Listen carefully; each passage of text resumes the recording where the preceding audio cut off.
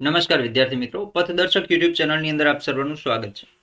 મિત્રો, ગુજરાત પોલીસ કોન્સ્ટેબલની ગઈકાલે જે આન્સર કી જે ડિક્લેર થઈ છે તો એની અંદર એક પ્રશ્ન એવો છે કે જેના માટે તમે જે છે એ ચેલેન્જ રજૂ કરી શકો છો.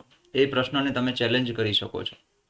એનું પ્રૂફ પણ અહીંયા આપણે જણાવવાના છીએ. એક પ્રશ્ન એવો છે કે જે ચેલેન્જ કરી શકાય એવો છે, જે રિઝનિંગનો છે, પણ એને અલગ અલગ મેથડથી જોવા જઈએ તો ગુજરાતી આધારિત પણ એ જે છે સોલ્વ કરી શકાય છે. તો એનું એક પ્રૂફ આપણે અહીંયા રજૂ કરવાના છીએ. એ પહેલા બીજા બે પ્રશ્નો હતા કે જેની અંદર વિદ્યાર્થીઓને કન્ફ્યુઝન હતા અને મેસેજ પણ આવ્યો હતો, તો એ પણ આપણે જોવાના છીએ. અને બીજો એક પ્રશ્ન છે વિરોધી વારો, આગવી અને વિરોધી વારો.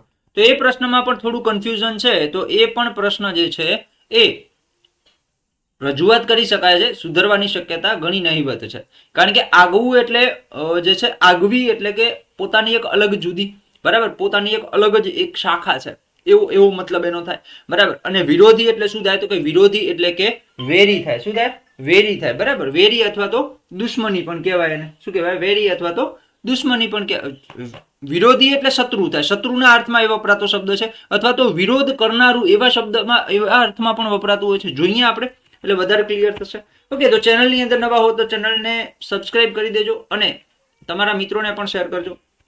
જોઈએ તો એક પહેલો પ્રશ્ન એક આવો કંઈક હતો કે સાહેબ નીચેના પૈકી કયો વિકલ્પ મૂળ શાકભાજી નથી, એટલે કે કયું મૂળ નથી, બરાબર. મૂળ તો જો આ જમીનમાં થાય મૂળો, બરાબર. ગાજર એ જમીનમાં, બરાબર. બીટ એ જમીનમાં, એક જ આ દૂધી જે છે એ મૂળ શાકભાજી નહીં આવે. તો આ તો રાઈટ જ છે, કમ્પ્લીટ જ એમને આપેલું છે.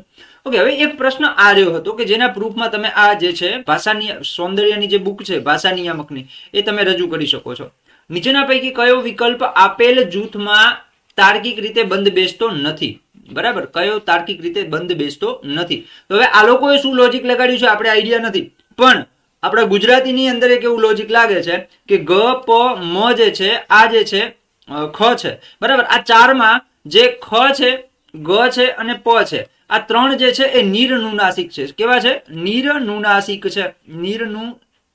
નિરનુનાસિક છે, બરાબર. જ્યારે એક આ મ છે એ કેવો છે, તો કે આ મ છે એ અનુનાસિક છે.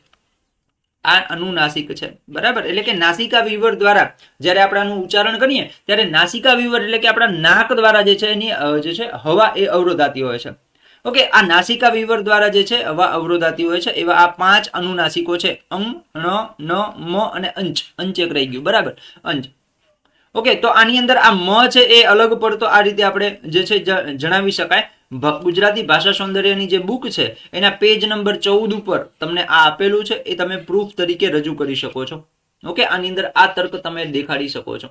ઓકે, એના પછી બીજો એક પ્રશ્ન હતો કે ભાઈ પરંપરાગત આજે ફકરાવાળો પ્રશ્ન હતો. એમાં વિદ્યાર્થીઓને એવું છે કે સાહેબ વિરોધી આવે કે આગવી આવે. જો વિરોધીનો અર્થ છે એ વિરોધીનો અર્થ શું થશે, તો કે વિરોધ કરનારું, બરાબર. વિરોધ કરનારું, વેરી અથવા શત્રુ, બરાબર. વેરી, શત્રુ, વિરોધ કરનારું, વિરુદ્ધ અથવા ઉલટું. ઓકે, દુશ્મન અથવા સામાવાળિયું. એટલે કહેવાનો મતલબ કે વિરોધી એટલે વિરોધ કરનારું અથવા તો શત્રુ, એવા અર્થમાં વપરાતો શબ્દ છે. ઓકે, જ્યારે એવો અહીંયા ક્યાંય ભાવ દર્શાવેલો નથી.